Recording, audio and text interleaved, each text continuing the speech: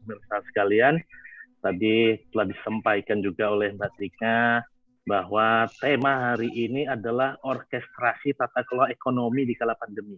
Jadi akan dibahas oleh para pakar ekonomi seperti orkestrasi komposisi musik yang menghasilkan melodi yang nikmat dan merdu. Nah, ini akan menghasilkan mudah-mudahan solusi yang sangat inspiratif dan motivatif ya, mengingat krisis kesehatan saat ini dikarenakan COVID-19 tidak saja menimbulkan efek bagi kesehatan saja, namun juga berdampak pada krisis ekonomi. Dan sayangnya tidak saja di Indonesia, namun secara global juga. Inilah dengan hadirnya para pakar di bidang ekonomi pada hari ini, mudah-mudahan dapat memberikan kita sedikit pencerahan bahwa krisis ekonomi ini bukanlah akhir daripada segalanya. Masih ada peluang untuk tetap bangkit dan semangat. Nah, setelah hadir di sini, izinkan saya menyapa yang pertama adalah Profesor Badri Munir Sukoco. Assalamualaikum, Prof. Waalaikumsalam warahmatullahi wabarakatuh. Kalau putih ini warnanya apa nih, Pak? Kalau putih itu biasanya warna kiai dan santri, begitu, Prof. Ya. Karena saya santrinya Prof Badri di sini. Saya juga, saya ikut. Santriwatinya saya. Nah, santriwatinya Mbak Tika, begitu. Insya Allah banyak barokahnya kalau jadi santrinya Prof Badri di sini. Amin, insya Allah. Yang kedua, narasumber kita adalah Associate Profesor Rudi Purnomo. Assalamualaikum, Prof. Rudi Purwono. Waalaikumsalam. Waalaikumsalam. Wah, menarik. Alhamdulillah. Kombinasi warna biru dan topi. Wah, ini topi koboi. Iya. Produksi UMKM mana ini, Pak Pawitra, kopinya? Kayaknya itu Texas itu. Nah, hadiah dari Prof Badri ini. Prof Rudi. Oh, dari gitu. Texas nih. UMKM dari Lumajang ini ya. Dari Lumajang ini. Iya, alhamdulillah. Ini kiai kita juga, ini saya santrinya Prof Rudi juga nih Mbak Tika, karena putih-putih ini, apalagi ada kupluknya itu. Masya Allah. Iya. Alhamdulillah. Kita bisa silaturahmi sore ini ya. Iya, Jumat ini barokah. Pokoknya barokah semua ini Jumat ini. Insya Allah. Amin. Ya. Adapun narasumber kita yang ketiga adalah Profesor Dr. Haja Sri Iswati. Assalamualaikum, Prof. Sri Iswati. Oh, kelihatan masih ada jaringan. Yang selanjutnya narasumber berikutnya adalah Dr. Nuri Herawati. Assalamualaikum, Bu Nuri. Waalaikumsalam Pak Pawitra.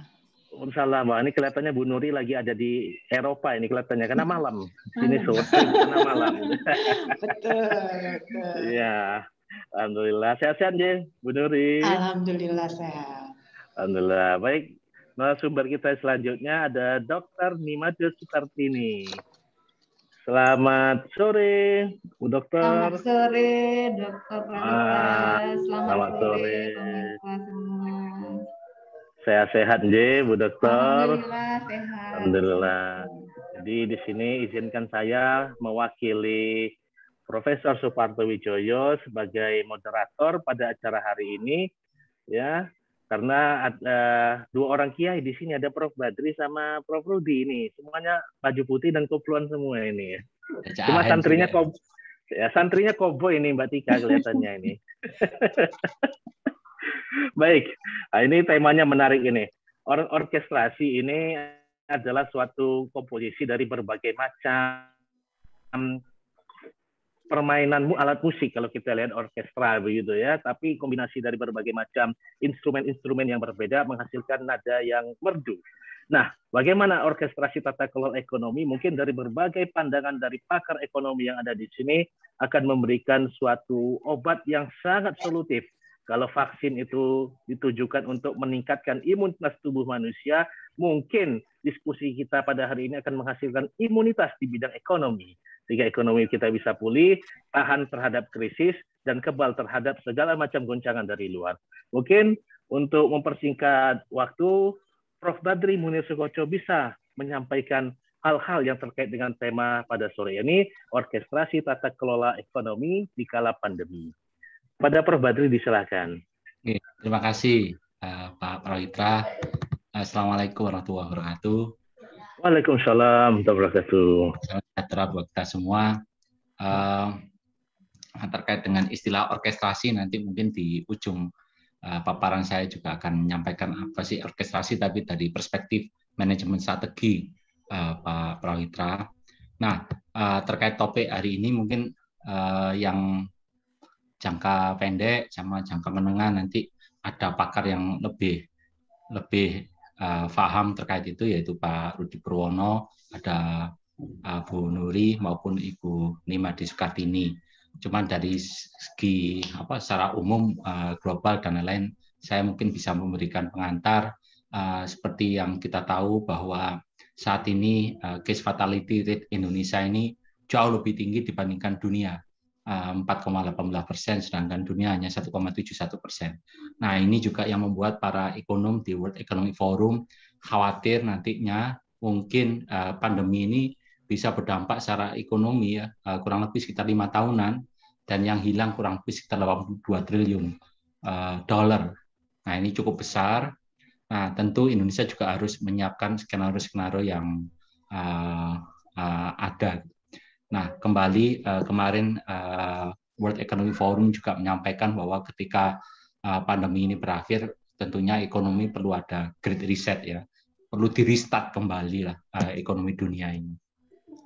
Alhamdulillah juga kemarin ada pengumuman yang cukup membahagiakan, kalau year on year, kuartal per kuartal, triwulan 2 dengan triwulan 2 tadi dapat informasi dari BPS naik 7,07%, sehingga resesi sudah mulai berkurang. Terlepas dari cara penghitungannya dan lain-lain, minimal ini memberikan harapan yang positif bahwa Indonesia pun bergerak ke arah yang positif, sehingga ada hope, ada harapan yang dibawa oleh pemerintah bahwa di sela-sela pandemi COVID-19 Indonesia juga bisa tumbuh. Nah, kembali lagi ini terkait dengan agenda besar dari bangsa ini, yaitu untuk Kabinet Indonesia Maju ini kan berharap mengantarkan Indonesia keluar dari middle income trap dan perlu ada transformasi ekonomi. Nah, ini ada beberapa hal yang perlu saya sampaikan bahwa untuk menjadi negara maju, keluar dari middle income trap, ekonomi Indonesia harus punya GDP per kapita kurang lebih sekitar 12.300. Sedangkan saat ini hanya di bawah 4.000. Nah, ini yang PR yang cukup besar buat Indonesia, bagaimana bisa tumbuh dalam 15 tahun ke depan, kurang lebih sekitar 7-10% ekonominya per tahun, sehingga tahun 2036 bisa keluar dari middle income trap.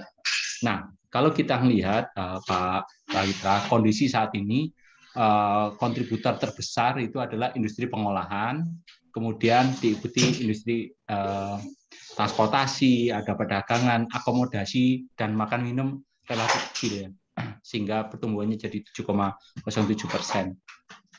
Kembali lagi, bagaimana transformasi ekonomi Indonesia ini dilakukan? Kami sering berdiskusi dengan Pak Rudi Purwono, bagaimana Indonesia ini bisa melakukan transformasi ekonomi. Kalau kita melihat dari definisi, memang transformasi ekonomi ini seperti yang disampaikan oleh Pak Jokowi, itu harus berubah dari industri yang memiliki nilai tambah rendah menjadi industri yang nilai tambah tinggi. Dan yang kedua juga di dalam sektor tersebut itu harus tumbuh. Plus tentunya ada provinsi-provinsi atau daerah-daerah yang bisa menjadi lokomotif perekonomian. Nah, ini adalah pertanyaan-pertanyaan yang mungkin nanti cukup menarik untuk dibahas dari sisi strategis buat Indonesia. Sektor apa yang bisa menjadi lokomotif ekonomi dengan pertumbuhan di atas 10%, termasuk industrinya atau jasanya atau daerah mana. Nah, kalau kita melihat dari data-data yang ada, untuk menjadi negara yang punya high income, tentu Indonesia perlu melakukan transformasi secara struktural. Saat ini Indonesia punya service yang masih di bawah rata-rata high income country. Kita punya service hanya 43,72%, sedangkan high income itu harus 69,76%. Industri relatif stabil di 14%, padahal Indonesia punya 20%, dan yang terakhir agriculture-nya Indonesia relatif lebih tinggi dibandingkan negara-negara high income. Nah, ini yang perlu diperhatikan oleh Indonesia. Kalau kita bandingkan dengan Cina atau Malaysia, apalagi Korea Selatan juga sama, bahwa Indonesia perlu melakukan transformasi ekonomi. Nah, kalau kita melihat belajar dari Cina dengan Made in China yang sering saya tulis, ini dampak dari planning jangka panjang. Ketika negara-negara negara bagian atau provinsi dari Cina itu tahun 95 itu banyak yang masih low income, tahun 2005 sudah mulai banyak yang high income, dan yang terakhir di 2015 ataupun 2020 sudah banyak yang high income. Nah, apa yang dilakukan oleh Cina? Mereka melakukan banyak transformasi ekonomi dan juga menyiapkan SDM. SDM-nya misalnya nih, mereka meminta 12 top university dari misalnya Peking untuk menyiapkan sekolah-sekolah yang multidisiplin, biomedical engineering maupun molecular medicine. Kemudian South China University juga menyiapkan artificial intelligence, Beihang juga terkait sama future aerospace. Hasilnya seperti ini. Beberapa industri yang memang ditarget untuk menjadi pendorong atau lokomotif pertumbuhan ekonomi Cina mulai mendapatkan pangsa pasar di dunia ini. Kalau dulu mungkin HP didominasi oleh negara tertentu, sekarang HP yang dari Cina, Oppo, kemudian Vivo, ditambah Huawei itu cukup dominan saat ini. Nah, kondisi Indonesia saat ini adalah seperti ini. Masih banyak yang lower middle income, yang high income itu hanya di daerah 2 aja, Kalimantan Timur sama Jakarta, lainnya masih di bawah. Tentu ini PR besar yang harus dilakukan Indonesia dengan melakukan orkestrasi. Istilah orkestrasi ini sebenarnya tentu harus ada sektor-sektor yang dicari, dipilih, karena memberikan peluang atau potensi di masa depan. Terus habis itu negara bisa melakukan konfigurasi bagaimana sektor-sektor yang dipilih itu bisa berkontribusi secara bagus. Terus structuring-nya juga bundling-nya maupun leveraging-nya itu perlu dilakukan. Misalnya dari segi pendidikan aja, lulusan apa yang dibutuhkan oleh Indonesia 4 atau 5 tahun lagi dengan industri yang bisa tumbuh di atas 10%. Itu yang dilakukan oleh Cina. Mereka melakukan market driving. Mana yang menjadi industri strategis mereka siapkan pendidikannya. Begitu juga harusnya Indonesia seperti itu. Nah, kemarin ketika diskusi juga dari tulisan yang kami lakukan, Indonesia sebenarnya untuk industri itu bisa memilih 6 ini ya. Yang pertama otomotif. Tidak sadar bahwa nilai pasar dari industri mobil di Indonesia itu sebenarnya cukup besar, kurang lebih sekitar 250 triliun. Pasar motor ini 6,4 juta per tahun, nilainya 128 triliun. White goods, AC, kulkas, dan lain-lain, telekomunikasi, HP ini juga cukup boros lah orang Indonesia. Nah, Indonesia bisa masuk di situ, termasuk medical equipment ya, market value-nya industri kesehatan ini besar sekali, plus minus 1.000 triliun sebenarnya, blue economy maupun green energy. Untuk yang jasa strategis, pendidikan besar sekali. Tiap tahun itu ada 2 juta penduduk Indonesia yang masuk perguruan tinggi. Kalau itu di rata-rata aja ada kurang lebih sekitar 300 sampai 400 triliun duit di situ. Belum bayar kosnya dan lain-lain. Itu hanya SPP saja, Pak Prabu. Kesehatan juga besar, pariwisata besar, sudah jelas itu, industri kreatif juga, plus olahraga. Dan yang terakhir yang perlu saya sampaikan adalah untuk pertanian apakah ditinggal? Tidak. Perlu ada penitik beratan, sayuran, buah organik, herbal medicine ini juga cukup melejit gara-gara pandemi COVID-19.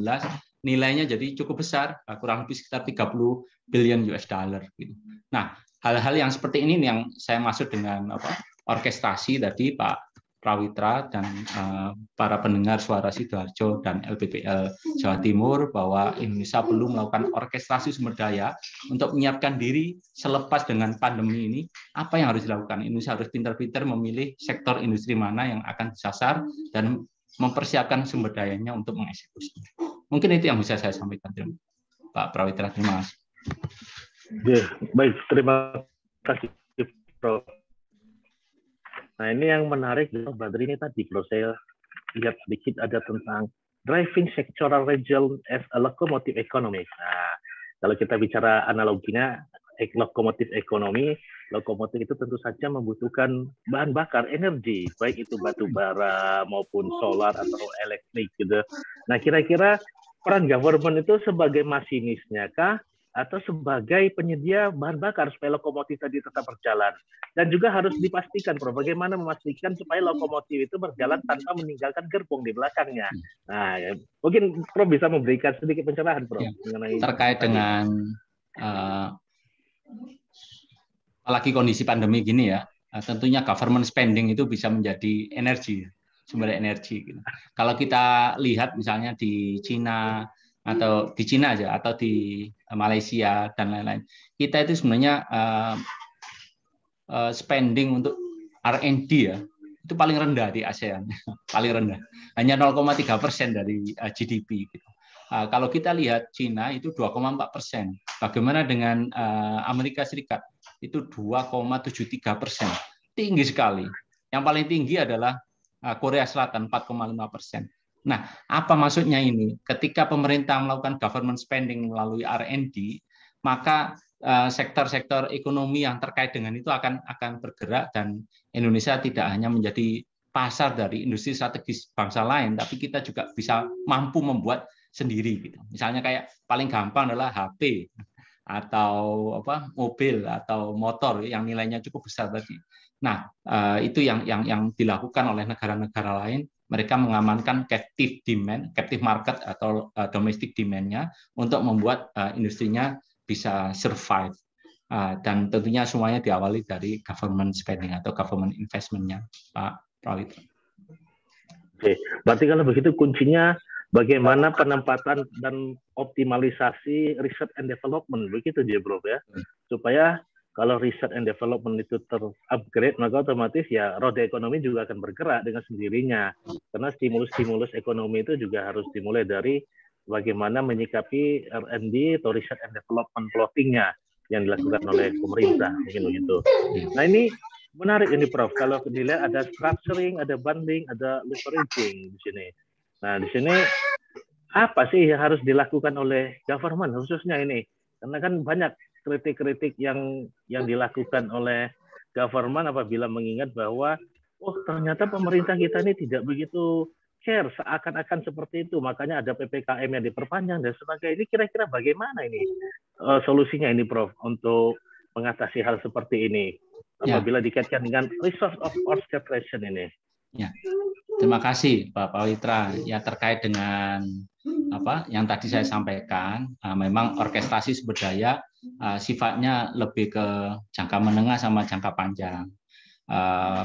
Sayangnya dengan sistem pemilu yang 5 tahunan, pemimpin akan dipilih 5 tahunan, banyak pemimpin akhirnya terjebak ke arah yang populis, gitu, short term aja. Gitu. Hal-hal yang agak jangka menengah atau jangka panjang biasanya agak susah. Gitu. Nah, tentu saat ini ketika kemampuan fiskal sudah mulai terbatas, ketika kita berbicara agak jangka panjang itu biasanya agak susah. Gitu. Tapi minimal dengan melakukan public awareness dengan acara-acara seperti ini, kita juga menginduksi masyarakat bahwa berpikir agak jangka panjang itu juga penting untuk kemajuan negara dalam jangka panjang. Begitu, Pak Prawitra.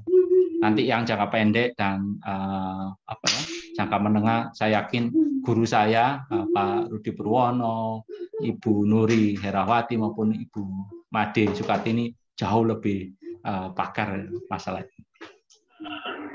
Siap. Terima kasih ini, Prof, pencerahannya ini. Baik, mungkin selanjutnya Prof Rudi Purwono ini bisa memberikan pencerahan apa yang telah disampaikan oleh kiai saya tadi ini, Prof Badri ini. Monggo, Prof Rudi.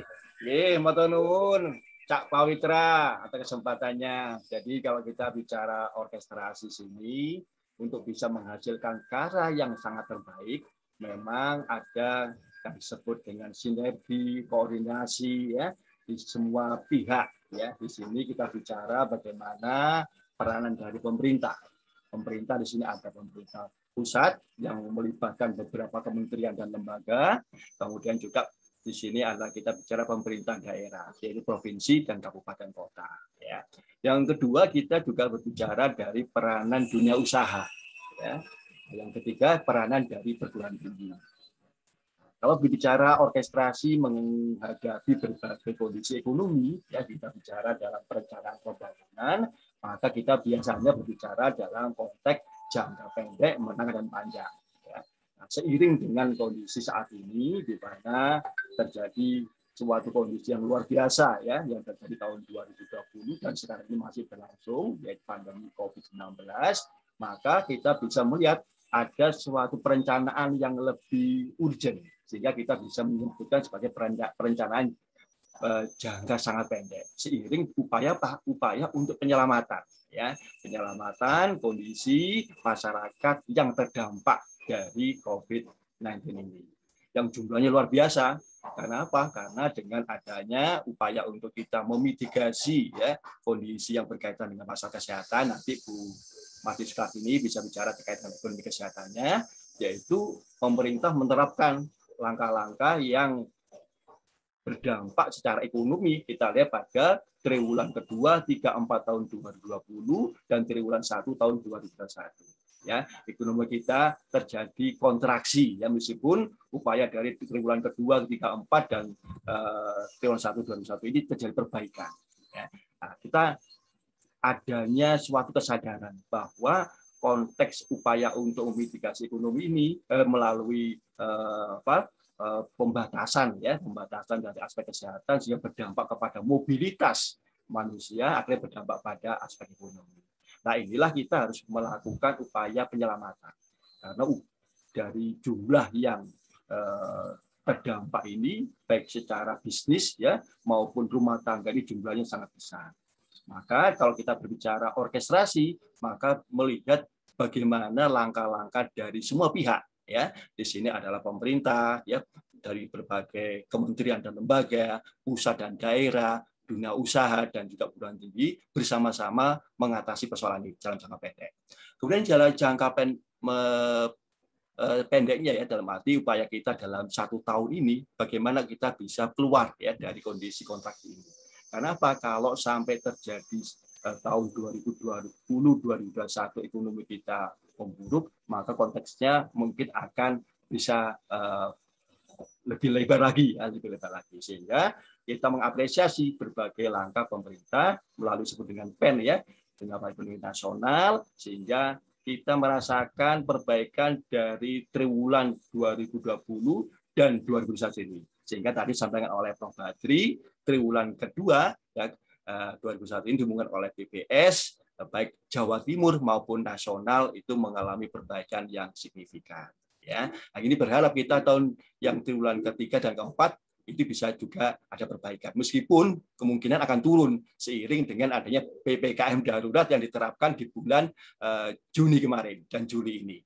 Nah, itu pasti akan turun dampaknya. Tapi kita berharap dalam jangka pendek tahun 2021 ini bisa ada perbaikan lah dibanding kondisi tahun 2020. Kemudian kalau jangka menengahnya, ya, kita share tadi juga menyikapi yang disampaikan oleh Pak Badri, kita melihat tahun 2025, ya, orkestrasinya gimana? Ya, kita berharap para leader, ya, bagi itu yang di level pemerintahan saat ini masih tetap bekerja, ya, bekerja untuk Indonesia sampai tahun 2025, ya. Tetap berkompetisi boleh, ya, mencalonkan boleh, tapi tetap bekerja dalam koridor bahwa kita bagian dari Indonesia sehingga tetap menghasilkan karya yang terbaik.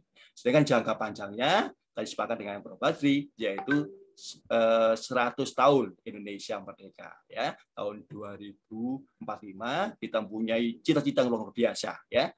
Jadi kita keluar dari middle income trap, ya, kita bisa menggerakkan ekonomi dengan transformasi ekonomi yang luar biasa dengan berbagai industri yang kita kembangkan, ya, termasuk juga kita upaya mengoptimalkan dari adanya bonus demografi yang sekarang ini yang ada terkendala dengan adanya COVID-19 ini.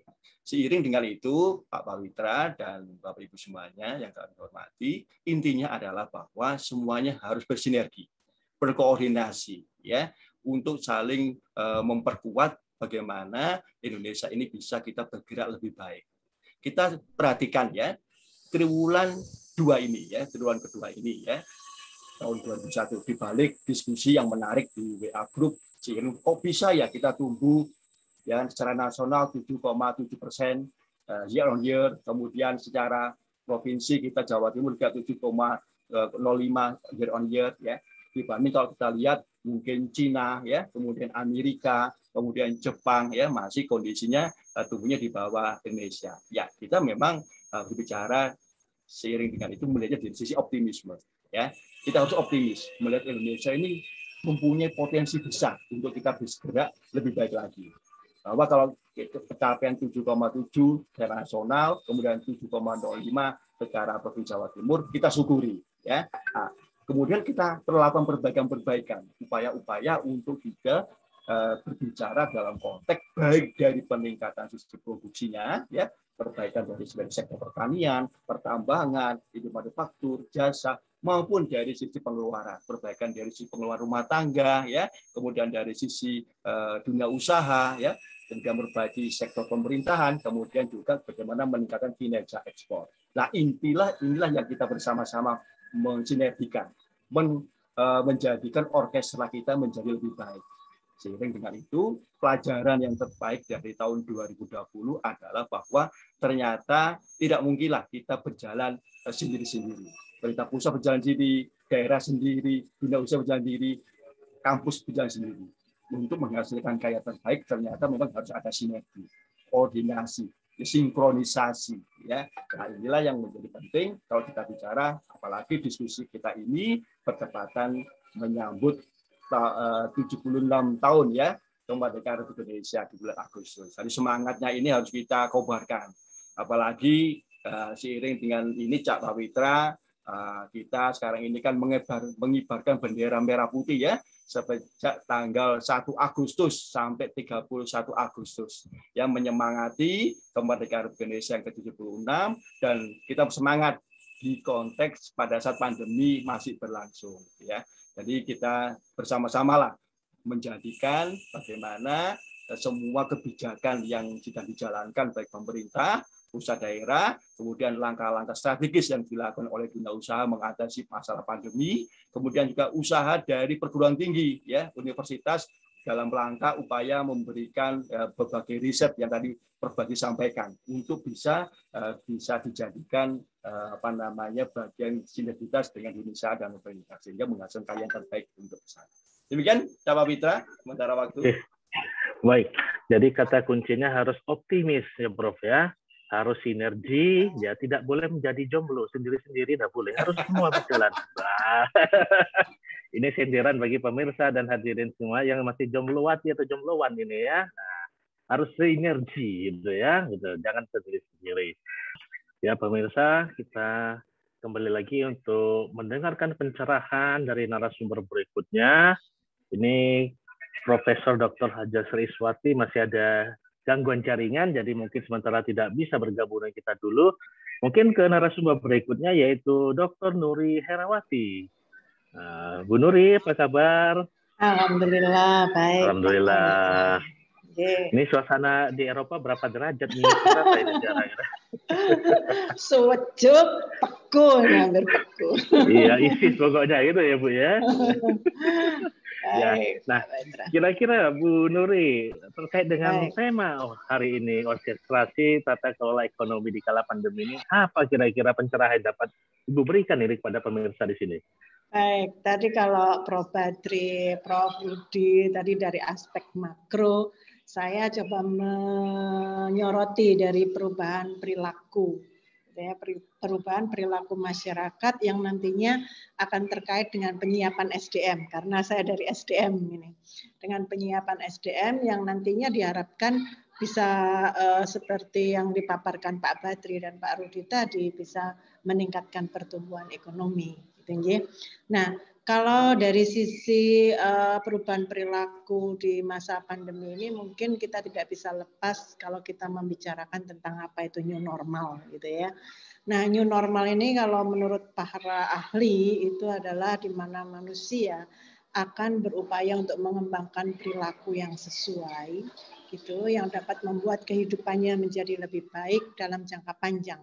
Jadi sebetulnya kalau kita mendengar istilah new normal ini tidak hanya untuk masa pandemi, tapi misalnya karena ada perubahan teknologi yang sangat radikal ini juga new normal. Nah, kembali kita kalau terkait dengan new normal masa pandemi ini, ternyata dari beberapa ahli ada yang menyatakan perubahan perilaku ini bisa jangka pendek, ada dua hal, jangka pendek dan jangka panjang. Perilaku yang jangka pendek, yang dipraktekkan dalam jangka pendek dalam masa pandemi ini adalah kesadaran masyarakat untuk protokol kesehatan, pakai masker, jaga jarak dan sebagainya. Nah, mungkin ini akan bertahan sambil menunggu terbentuknya imun, ya. Kemudian ditemukannya obat. Ini jangka pendek gitu ya.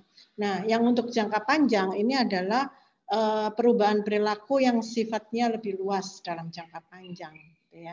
Ini misalnya perubahan dalam teknologi, pendidikan, kemudian konsumtif, kemudian perilaku kerja, sosial, bahkan perilaku-perilaku di keagamaan. Nah, terkait dengan hal tersebut, saya ingin menyoroti perubahan perilaku masyarakat apa gitu yang terjadi. Nah, ternyata terkait dengan ekonomi ini, perubahan perilaku masyarakat yang terjadi di sini adalah less kontak ekonomi, gitu ya.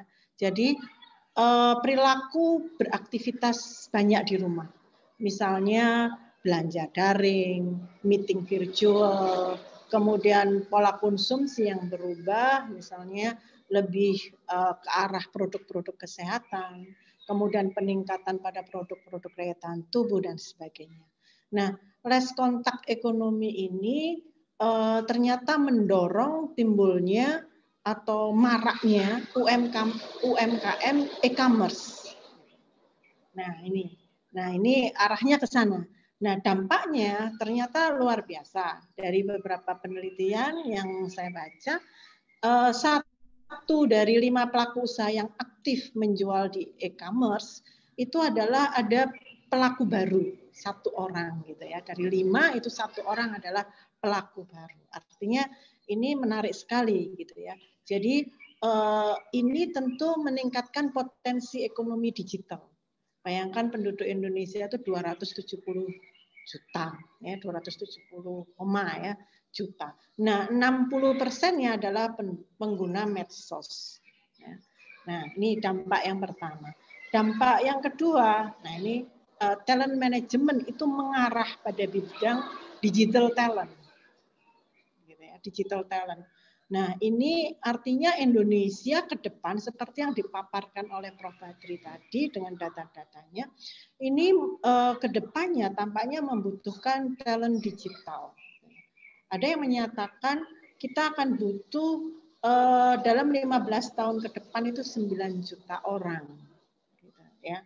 Nah, bahkan ada yang menyatakan sekitar 85 juta pekerjaan akan tergantikan dengan otomatisasi.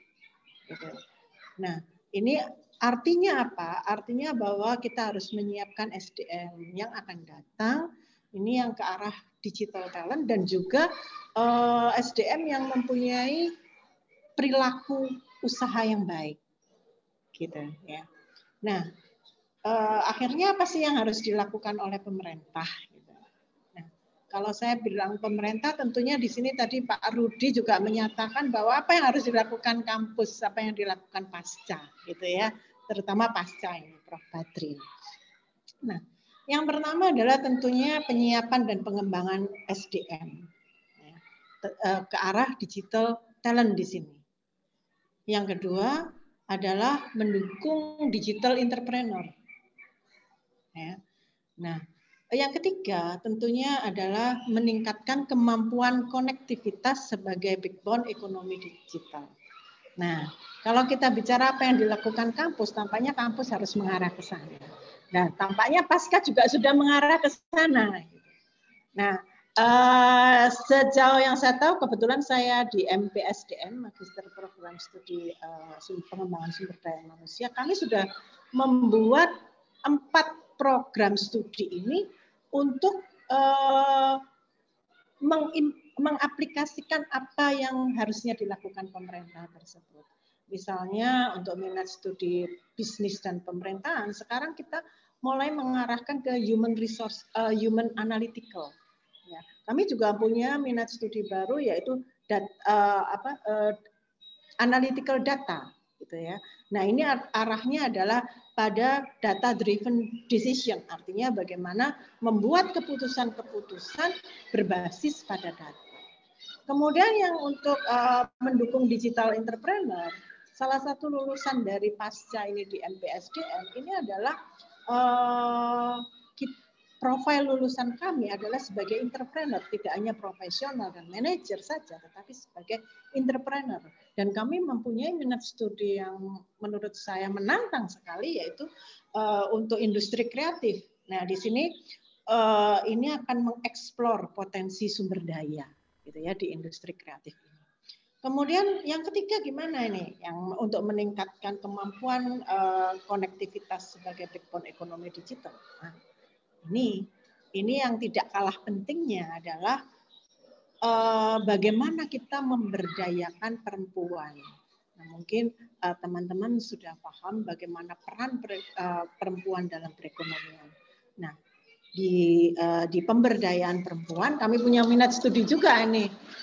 Ini kita berusaha menciptakan individu-individu yang mampu untuk memberdayakan perempuan sehingga dapat meningkatkan kesejahteraan dan ekonomi di negara ini. Saya rasa itu Pak Prawitra, apa yang terjadi dengan perubahan perilaku di masyarakat dan apa yang harus kita siapkan dari sisi SDM, apa yang dilakukan pemerintah dan apa yang harus dilakukan oleh kampus, gitu katanya Pak Rudi tadi ya, apa yang harus dilakukan oleh Pak Kampus, yaitu dalam hal ini Sekolah Pasca Sarjana yang dipimpin oleh Prof. Badri. Kami sudah berusaha mengimplementasikan dengan beberapa minat studi yang kira-kira bisa mempersiapkan SDM untuk pertumbuhan ekonomi yang akan datang. Ya, terima kasih Bu Nuri. Terima kasih. Jadi luar biasa ini. Challenge digital new normal tentu saja itu membutuhkan peran support dari sumber daya manusia, ya, kualitas sumber daya manusia. Sehingga memang tepat kalau yang mengutarakan ini adalah beliau juga selaku Kaprodi, Magister Pemberdayaan Sumber Daya Manusia di Sekolah Pasca Sarjana. Jadi memang untuk mendidik sumber daya unggul itu adalah prodi pengembangan PSDM. Kalau sudah di trainer di sana menjadi kawat candra di muka ketika akan terjun ke masyarakat, bisa naik level, ada S3 prodi pengembangan sumber daya manusia. Nah, jadi lengkap itu. Jadi memang sudah inline begitu ya. Memang luar biasa Prof. Badri ini transformatif programnya ini untuk menciptakan transformatif leader. Nah, yang selanjutnya pembicara berikutnya adalah Bu Dr. Nimade Sukartini, yang tentu saja beliau selaku Kaprodi Magister Hukum Kesehatan. Nah, ini menarik ini, ekonomi kesehatan, ekonomi kesehatan, krisis kesehatan yang berdampak pada krisis ekonomi. Nah, ini ada kaitannya. Tapi sebelum Bu Nimade Sukartini menyampaikan pencerahan pada hari ini, mungkin ada kalanya kita menyimak buletin Jawa Timur yang nanti akan dipandu oleh Mbak Tika. Baik, pemirsa, ini sudah masuk ke tahap yang ditunggu-tunggu juga ini, yaitu pakarnya. Ya, pakarnya ekonomi sekaligus pakarnya kesehatan. Karena beliau adalah Kaprodi Magister Ekonomi Kesehatan, yaitu Bu Dr. Nimade Sukartini. Ya, monggo Bu Dokter, kira-kira apa sih yang dapat disampaikan pada sore hari ini, hal-hal yang berkaitan dengan orkestrasi tata kelola ekonomi di kala pandemi. Terima kasih Pak Dr. Prawitra dan selamat sore saya ucapkan kepada semua pemirsa Radio Suara Sidoarjo. Sebelumnya izinkan saya juga menyapa Mbak Tika selaku host dari Radio Suara Sidoarjo, Pak Prawitra Talib selaku moderator hari ini, dan semua Bapak Ibu guru besar dari Sekolah Pasca Sarjana Universitas Airlangga yang sangat saya hormati, Bu Dr. Nuri Herawati pada kesempatan sore ini ikut bergabung, yang saya hormati Pak Rudi Purwono selaku Wadirdi 1 dan Bapak Profesor Badri Munisukoco selaku Direktur. Nah, tidak lupa juga saya sapa semua pemirsa Suara Radio Sidoarjo mulai dari Surabaya sampai Sampang, sampai Kediri, sampai tadi ke Lumajang dan Pasuruan, dan seluruh pelosok Jawa Timur. Memang radio itu seperti sebuah lembaga penyiaran yang saat ini mulai harus kita perhatikan karena merupakan salah satu lembaga penyiaran yang paling up to date saat ini. Kalau kita lihat tadi salah satu slogan di Suara Sidoarjo adalah radio adalah sahabat selama isoman. Nah, kondisi ketika kita sekarang ada pandemi, beberapa sahabat atau saudara keluarga kita mengalami sakit, terpapar virus. Nah, radio itu merupakan salah satu teman setia untuk menemani isoman. Juga kalau kita rujuk beberapa pendapat dari kepala negara, radio adalah satu suara tapi berjuta telinga. Artinya manfaat dari radio itu sangat besar, baik itu bagi perkembangan ekonomi maupun dari sisi kesehatan, karena tadi radio adalah sahabat selama menjalani isoman. Baiklah, tanpa panjang lebar, izinkan saya share screen. Sebelumnya saya izinkan off kamera karena supaya share screen-nya agak lancar.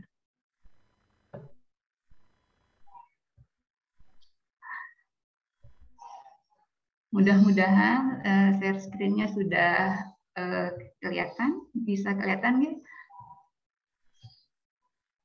Pak Prawita bisa kelihatan nggih? Bisa, Ibu. Oh, nggih, terima kasih. Topik kita hari ini adalah seperti yang ini adalah tata kelola ekonomi di kala pandemi. Nah, tadi saya dikenalkan sebagai KPS Magister Ekonomi Kesehatan. Itu adalah prodi baru yang akan segera dibuka di Sekolah Pasca Sarjana.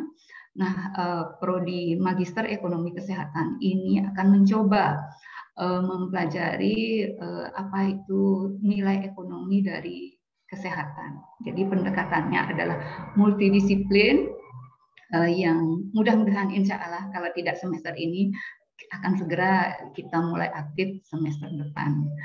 Nah, bagaimana nilai ekonomi dari kesehatan? Nah, selama ini kita tuh percaya bahwa barang ekonomi itu sing ketok, sing ono wujude, sepatu, baju, tas, selama itu yang menjadi pikiran kita itu barang. Tapi kita lupa bahwa kesehatan itu adalah salah satu barang ekonomi yang paling unik saat ini.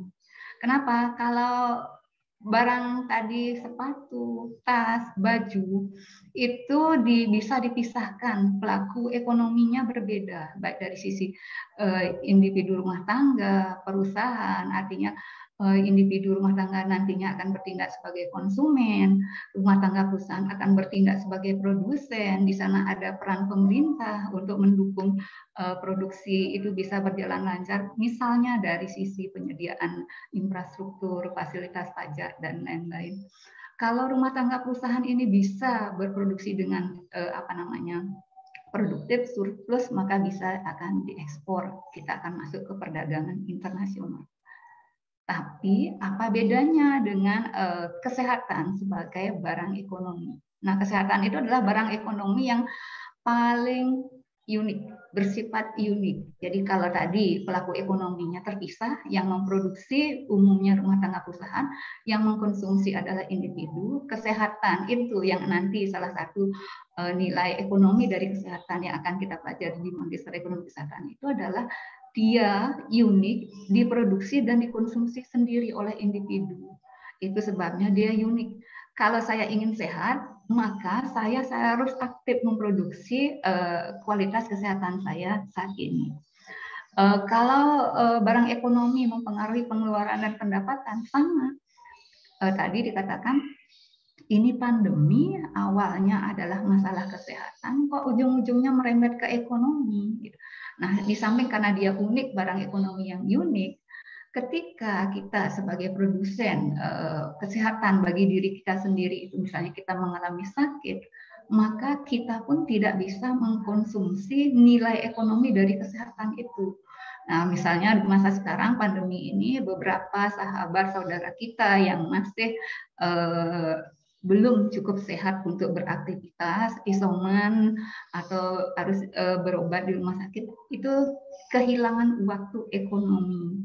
Misalnya biasanya kita bisa berkumpul bersama keluarga, bisa bekerja, bisa menghasilkan manfaat ekonomi pendapatan. Nah, kalau kita kehilangan nilai dari saat itu dalam kondisi sakit, maka otomatis kita kehilangan peluang bekerja dan memperoleh pendapatan. Nah, itu kaitannya antara ekonomi dan kesehatan saling mempengaruhi.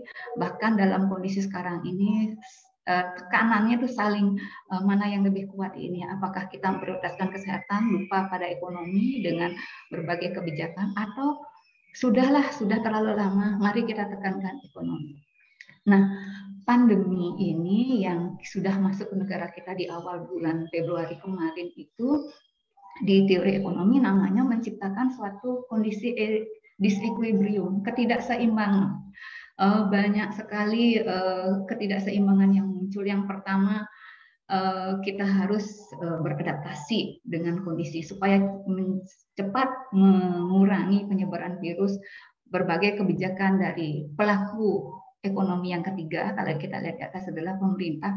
Pemerintah menyarankan kita PSBB, PPKM mikro, PPKM darurat, dan apalagi nanti mudah-mudahan itu adalah tujuannya untuk mengurangi dampak negatif dari kondisi pandemi ini, supaya disequilibrium yang ada di ekonomi yang disebabkan oleh kesehatan itu bisa kita segera atasi.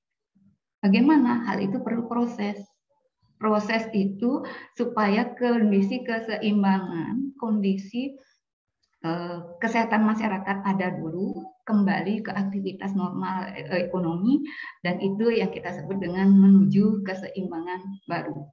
Nah, selama pandemi ini pelaku ekonomi, baik itu dari rumah tangga individu, perusahaan, pemerintah, semuanya menghadapi suatu risiko. Nah, risiko itu apa? Karena pandemi ini relatif, meskipun sudah kalau kita lihat sejarah itu berulang terjadi, tetapi ini merupakan salah satu fenomena yang baru. Pandemi ini dengan adanya globalisasi, sektor ekonomi luar negeri tadi lebih cepat tersebar, merebak ke berbagai negara. Nah, Bu Nuri tadi mengatakan bagaimana perilaku individu dan rumah tangga perusahaan itu di sektor mikro beradaptasi dengan kondisi ini. Nah, ada beberapa studi nanti, tapi ada satu studi yang cukup menarik yang sedikit ingin saya singgung sebelumnya. Ini dilakukan di Yogyakarta. Jadi ditemukan ketika awal-awal pemerintah menghimbau kita melakukan PSBB namanya waktu itu, kita potong penyebaran virus ini dengan pembatasan sosial berskala besar, itu adalah PSBB. Ternyata masyarakat itu sebagian besar karena mungkin kurang informasi, tidak percaya bahwa pandemi ini berlaku. Jadi takut tidak dengan berbagai informasi, arus informasi. Jadi dari bulan Februari, Maret, kemudian di situ ada hari raya lama, libur, kemudian mulai bulan Mei mulai puasa, terus sampai Juli, Agustus berlanjut. Nah, studi itu dilakukan bagaimana perasaan Bapak Ibu dengan kondisi yang awalnya adalah resesi kesehatan, kemudian jadi berdampak pada sektor ekonomi. Mereka itu mengatakan tidak ada yang perlu ditakuti dengan virus ini, karena misinformasi tadi. Saya justru lebih takut pada tidak bisa menghasilkan pendapatan yang nantinya berdampak pada kelaparan. Jadi resiko kelaparannya itu yang lebih dominan yang dipahami oleh masyarakat dengan subsampel yang itu. Kemudian uncertainty. Ada juga studi yang lain nanti akan kita singgung, itu dilakukan oleh LIPI, dilakukan oleh lembaga yang lain, itu mengatakan menurut Bapak Ibu berapa lama sih pandemi ini akan berlangsung. Nah, jadi menggunakan pendekatan matematika, proyeksi ekonomi, ingin mengetahui seberapa lama sih pandemi ini berdampak pada kondisi ekonomi. Sebagian optimis mungkin memanfaatkan informasi dari berbagai sumber, tapi tetap beberapa yang pesimis. Nah, ketidakpastian itu muncul karena tadinya mungkin nanti kita akan selesai di bulan Juni. Ternyata Juli, Agustus pasca hari raya naik lagi kasusnya. Mudah-mudahan nanti di bulan Oktober, November akan berakhir. Ternyata habis tahun baru meningkat sampai sekarang. Nah, ketidakpastian yang kita tidak tahu dari kondisi kesehatan ini telah membawa dampak jangka panjang pada kondisi ekonomi. Nah, pertanyaannya, apakah hanya kesehatan ini satu-satunya yang berdampak pada ekonomi? Oh tidak, ada banyak hal lain. Tapi selama setahun terakhir ini kita bisa mengamati bahwa kesehatan itu, masalah kesehatan dominan mempengaruhi kondisi kita di ekonomi. Tetapi pandemi ini bersamaan dengan perkembangan information communication teknologi yang belakangan ini sangat cepat berkembang di seluruh belahan dunia, itu juga membawa banyak peluang. Nah, selama pandemi ini saja yang tadinya kita membayangkan kita harus beli obat, ketika sakit kita harus ke ke apotek membeli obat, sekarang ada profesi-profesi baru, telemedicine, kemudian ada Grab yang bisa memanfaatkan peluang untuk kita bisa tetap mengkonsumsi obat tanpa harus meningkatkan risiko terpapar di luar rumah. Kemudian ini beberapa dampak ekonomi, ini laporan dari beberapa lembaga yang cukup kredibel. Yang pertama adalah dari studi yang terbaru yang dilakukan di Jogja, tim kesehatan UGM, kemudian ada dari International Labour Organization, kemudian juga ada dari IMF. Dampak langsung dari masalah kesehatan ini, karena kita sebagian besar mengikuti kebijakan PSBB, sebagian besar kita harus tinggal di rumah, kemudian pembatasan aktivitas produksi, pengangguran, kemudian pertumbuhan ekonomi sedikit terkontraksi seperti yang sudah disinggung oleh Prof. Badri sebelumnya.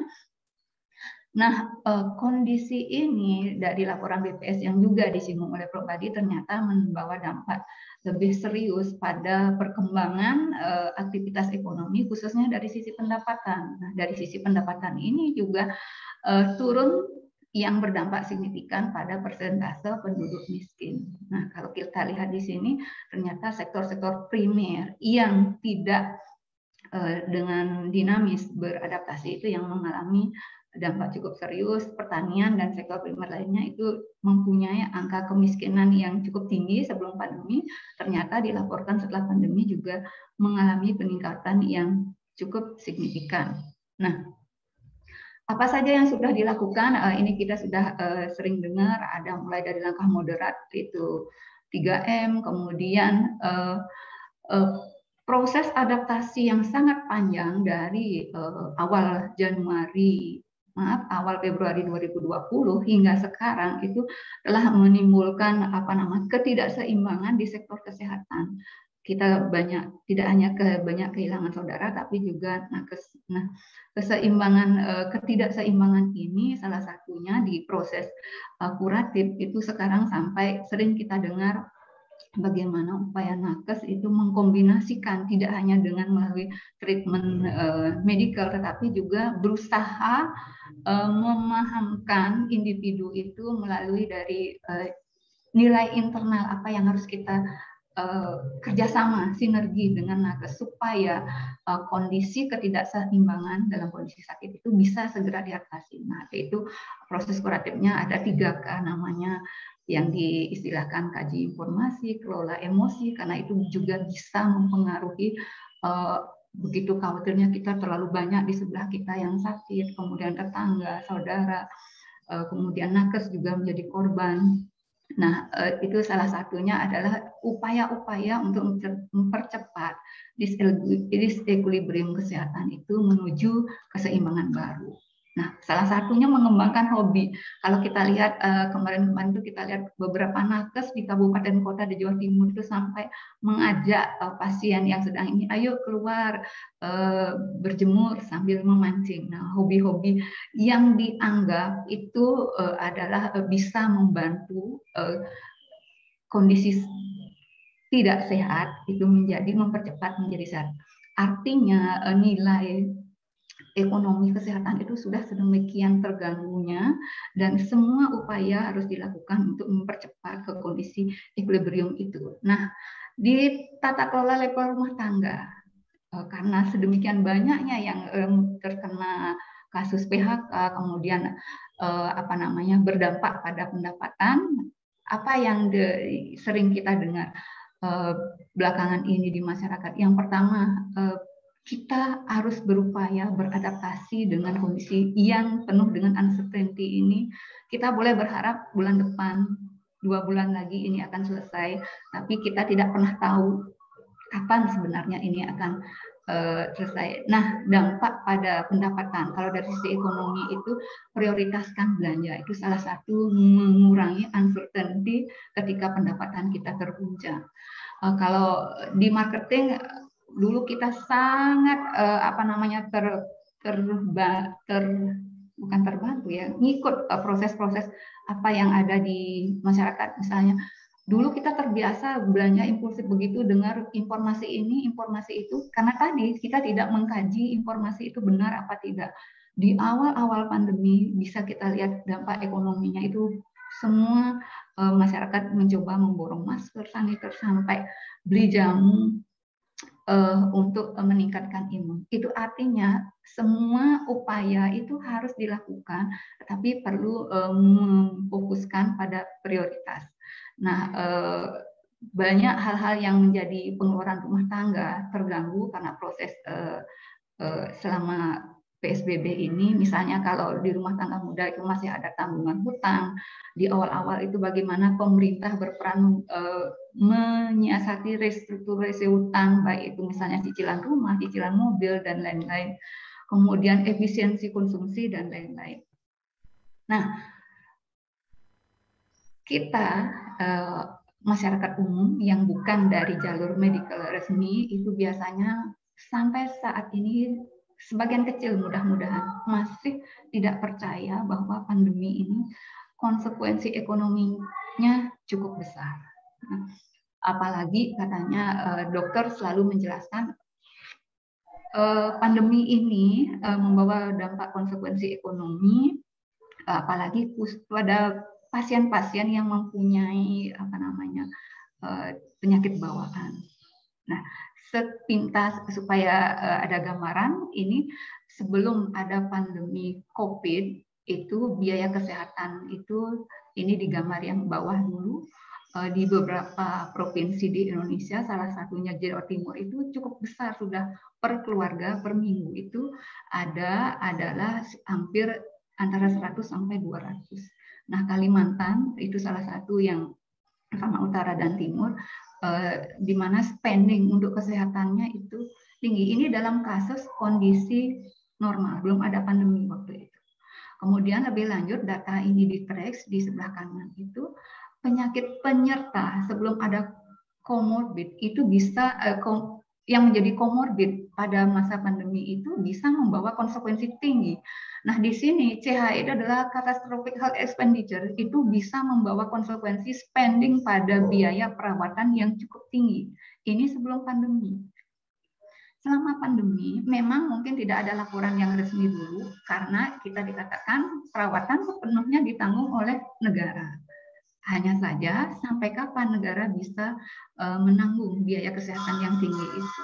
Nah, ada beberapa laporan, mungkin itu formal dan informal, untuk 2-3 minggu sakit itu kita sudah bisa mengeluarkan biaya ratusan juta. Nah, ini kalau dari share pengeluaran, ini nilai ekonomi yang nampak dari masalah kesehatan yang terjadi saat ini.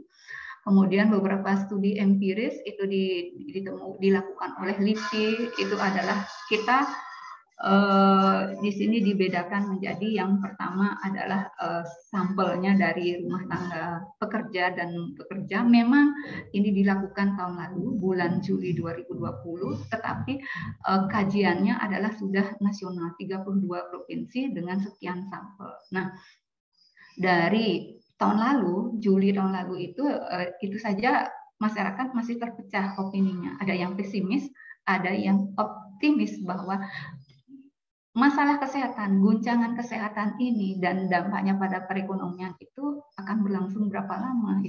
Banyak yang masih pesimis, namun sebagian besar itu adalah terutama pelaku bisnis dengan omset di bawah 100 juta, dia berekspektasi bahwa 6 bulan ke depan ini akan selesai. Nah, rekomendasinya salah satunya adalah dari sisi konsumsi. Kenapa? Karena kalau di ekonomi itu MPC itu membawa efek multiplier.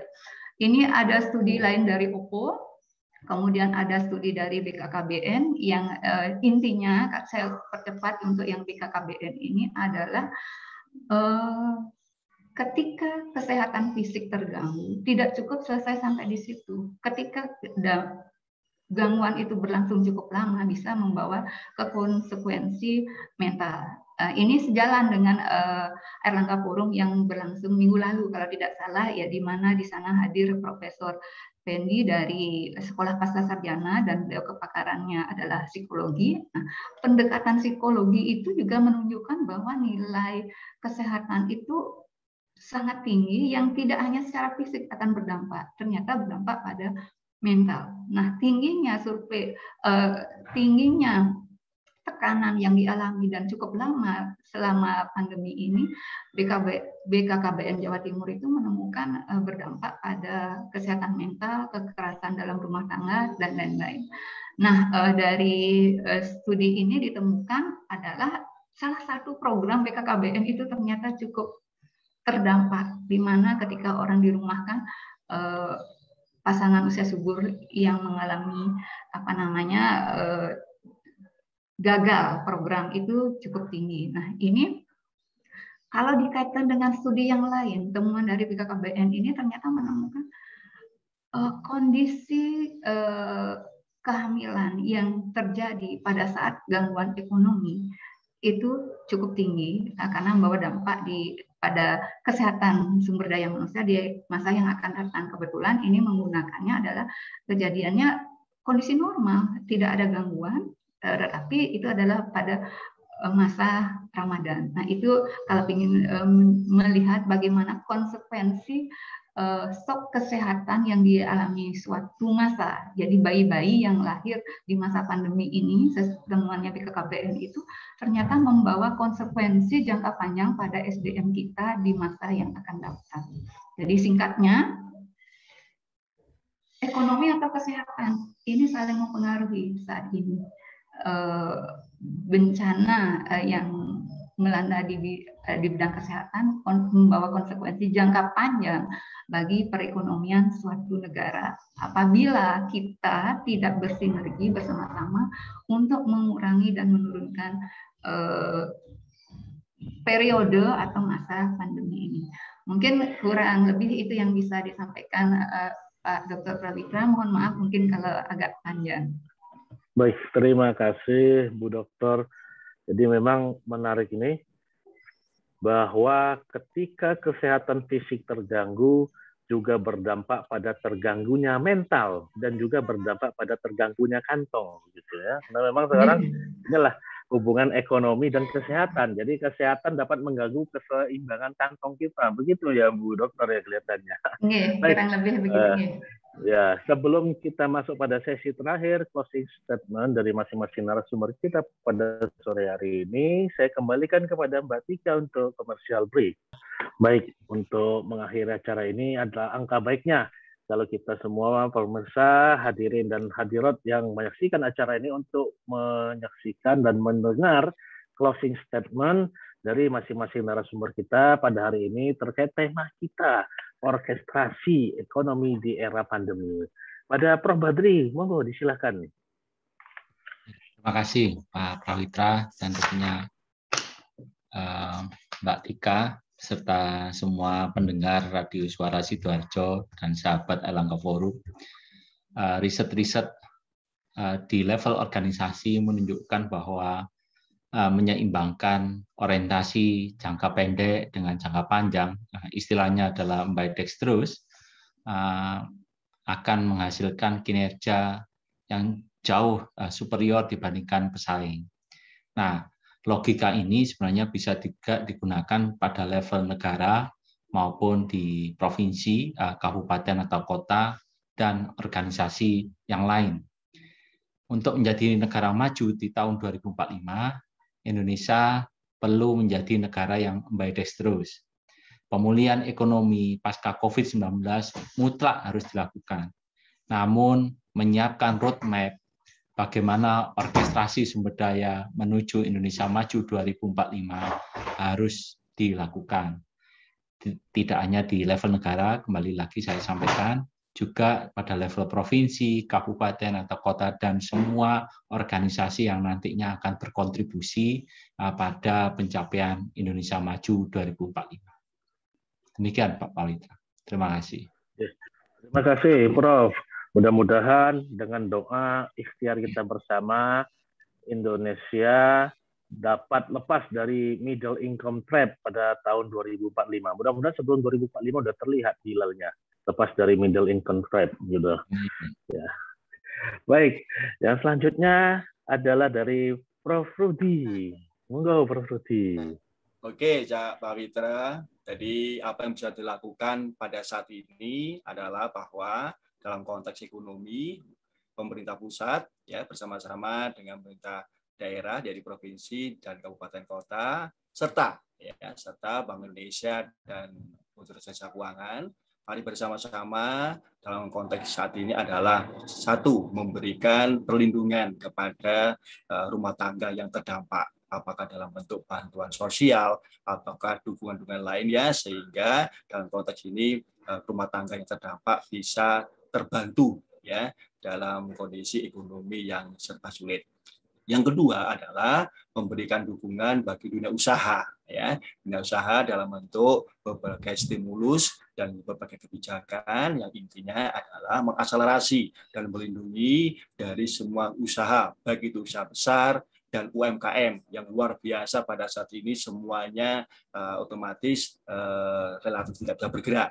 Meskipun catatan kita pada triwulan kedua 2021 ini menunjukkan posisi yang baik. Intinya adalah kita mengetahui hubungan keterkaitan antara upaya kita pemerintah dalam proses untuk memitigasi penyebaran COVID-19 ini dengan menyelaraskan dengan aspek ekonominya. Harapan kita adalah masyarakat juga dalam orkestra ini memahami ya langkah-langkah untuk tetap melaksanakan protokol kesehatan sebaik-baiknya. Ya. Artinya bahwa perbaikan ekonomi di triwulan ketiga dan 4 bisa dilaksanakan secara baik jika masyarakat juga mendukung dalam proses pelaksanaan protokol kesehatan. Nah, yang terakhir adalah peran dari perguruan tinggi, yaitu bersama-sama dengan pemerintah, dunia usaha, ya, dan juga rumah tangga yang terdampak. Mari bersama-sama kita merasakan secara keseluruhan bagaimana kondisi masyarakat Indonesia saat ini dengan memberikan bantuan dalam bentuk pelayanan dalam pelatihan bisnis usaha yang selaras dengan profesi yang ada saat ini di masyarakat dan bagaimana bisa berkembang ke depannya, dan juga melakukan langkah-langkah riset yang tadi disampaikan oleh Prof. Badri, ya, Dr. Nuri dan Dr. Nimadi dalam rangka kita bisa memberikan kontribusi dalam proses perbaikan dalam aspek kesehatan sekaligus juga dalam pengembangan sumber daya manusia yang dibutuhkan Indonesia dalam proses pembangunan jangka menengah dan jangka panjang dalam kita mencapai satu abad Indonesia merdeka atau 100 tahun Indonesia merdeka. Terima kasih, Pak Pawitra. Baik, terima kasih Prof. Rudi. Baik, selanjutnya kita dengar closing statement dari Bu Nuri Herawati. Baik, terima kasih. Kalau dari saya, universitas ya, pendidikan tinggi lah harus berperan aktif gitu dalam pengembangan kurikulumnya sehingga dapat menyiapkan dan mengembangkan SDM untuk menghadapi revolusi industri 4.0 atau smart society 5.0 ini, sehingga seperti yang dikatakan Pak Rudi maupun Bu Made dan juga Pak Badri tadi bahwa ini penyiapan pengembangan SDM ini diharapkan bisa meningkatkan pertumbuhan ekonomi kita sehingga kita bisa mencapai Indonesia maju di tahun 2045. Saya rasa itu Pak Prawita. Harus sejalan ini ya perkembangan SDM dengan ekonomi begitu. Nah, selanjutnya ini Bu Dr. Nimade Soekartini, monggo Ibu. Terima kasih Bapak Dr. Prawita. Ini singkat saja karena agak noise di rumah saya. Mari secara bersama-sama bersinergi kita berupaya untuk menurunkan risiko pandemi ini agar kita bisa menurunkan risiko di bidang kesehatan untuk mencapai optimalisasi aktivitas ekonomi agar kita bisa membantu mendorong pertumbuhan ekonomi Indonesia menjadi lebih baik, tidak hanya saat ini, jangka menengah dan jangka panjang. Demikian yang bisa disampaikan. Terima kasih. Baik, terima kasih Bu Dr. Nimade Soekartini. Nah, sebelum kita mengakhiri, ini ada request spesial ini dari Pak Teguh Santoso kelihatannya. Pak Teguh kelihatannya ingin bertanya. Nah, ya, monggo Pak. Tadi daripada saya bacakan di kolom chat, monggo Pak Teguh langsung ditanyakan ke narasumber. Mumpung waktunya kita masih ada. Oke, selamat sore. Assalamualaikum warahmatullahi wabarakatuh. Prof. Badri. Waalaikumsalam warahmatullahi wabarakatuh. Izin dari Ngawi tanya. Oh, iya.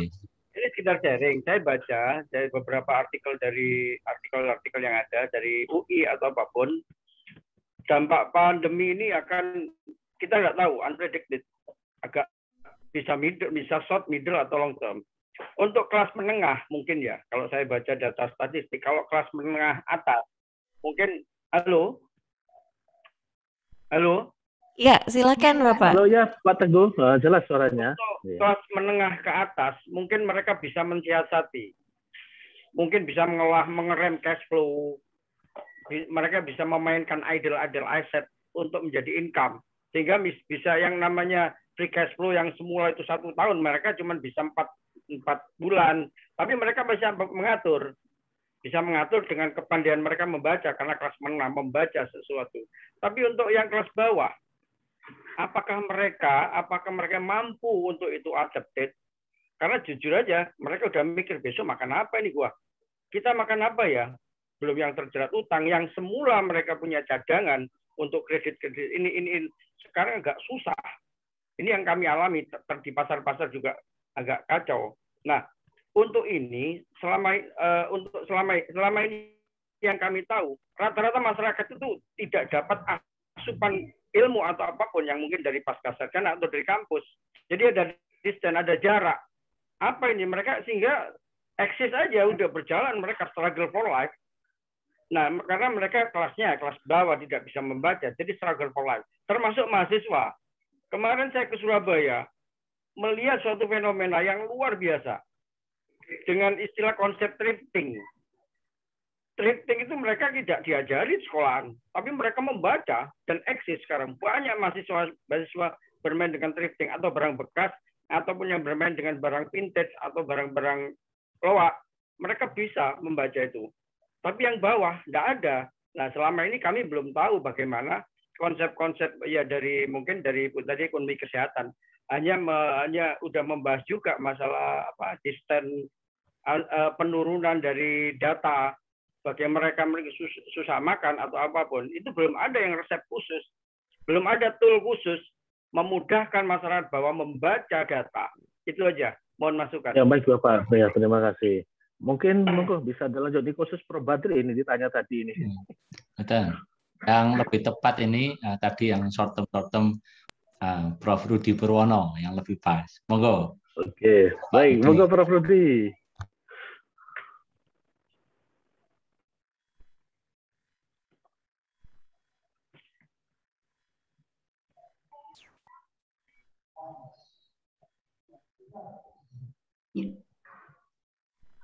Nggih, matur nuwun Cak Pawitra.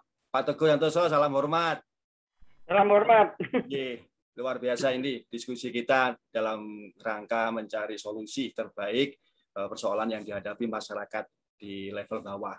Memang dalam kondisi pandemi ini Bapak Ibu semuanya yang sangat-sangat terdampak yang merasakan kondisi sulit adalah masyarakat bawah. Benar, cash flow sangat sempit ya. Artinya pendapatan pagi untuk konsumsi siang. pendapatan siang untuk konsumsi sore.